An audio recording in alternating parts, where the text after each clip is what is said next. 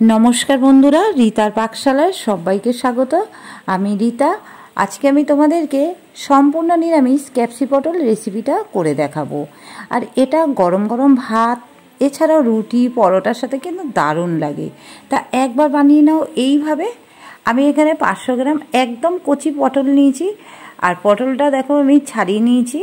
पटलटा एखोनो दाना सेइभावे हयनि। एरकम पटल होलेई एई रेसिपिटा भालो हय।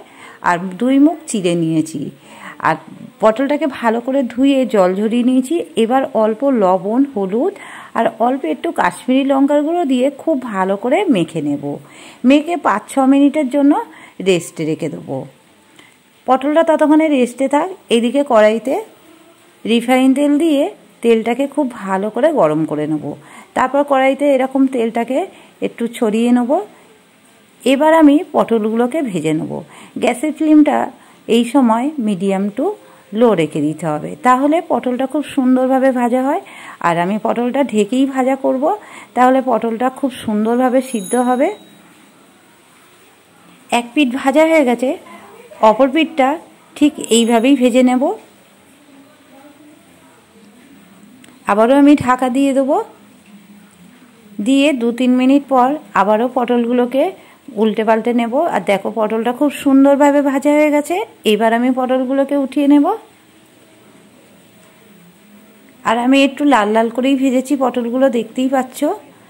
ওই তেলের মধ্যে বাকি পটলগুলোকেও ভেজে নেব ঠিক একইভাবে।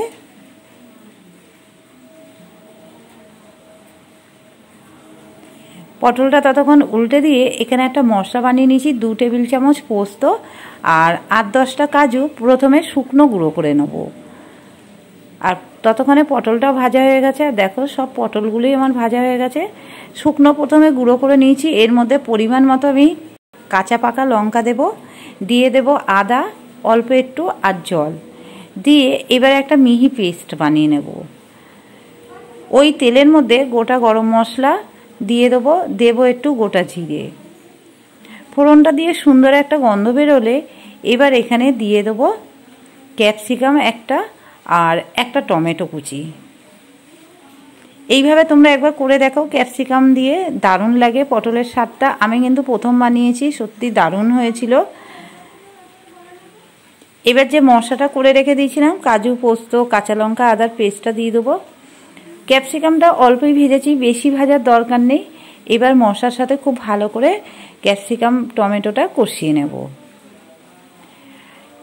এবার একটু কষানোর পর দিয়ে দেবো হলুদ 1/2 টিস্পুন, দিয়ে দেবো জিরের গুঁড়ো, দিয়ে দেবো কাশ্মীরি লঙ্কার গুঁড়ো আর স্বাদ মতো লবণ।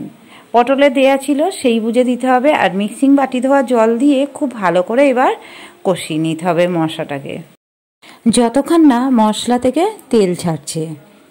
আর দেখো আমি খুব ভালো করে কষিয়ে নিয়েছি। মশলা দিয়ে তেল ছাড়া শুরু করে দিয়েছে, দেখতেই পাচ্ছ। এই পর্যায়ে এবার দিয়ে দেবো হাতে করে ম্যাশ করে রাখা পনিরের টুকরোটাকে আমি হাতে করে খুব ভালো করে ম্যাশ করে নিয়েছি। আর অল্প একটু চিনি দেব। যেহেতু এটা সম্পূর্ণ নিরামিষ রেসিপি, সেই জন্য অল্প একটু চিনি দিলে স্বাদটা কিন্তু খুবই ভালো হয়। আর যারা চিনি পছন্দ করো না তারা স্কিপ করে যেও, কিন্তু নিরামিষ রেসিপি আমার মতে একটু দিতে হয়। এবার দেখো মশলাটার সাথে পনিরটা কষানো হয়ে গেছে। ভেজে রাখা পটলগুলো দিয়ে দেবো। দিয়ে আরও আমি 2-3 মিনিট মশলার সাথে খুব ভালো করে পটলটা কষিয়ে নেব। দেখতেই পাচ্ছ পটলটা খুব ভালো করে কষানো হয়ে গেছে। এবার আমি জল দেব। জল বেশি দেওয়ার দরকার নেই, যেহেতু পটলটা আমি ঢেকেই ভাজা করেছি, পটলটা অলরেডি সিদ্ধ হয়ে গেছে।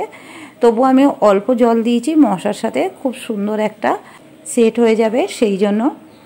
আর আমি ঢেকে রেখে দিয়েছিলাম 4 থেকে 5 মিনিট।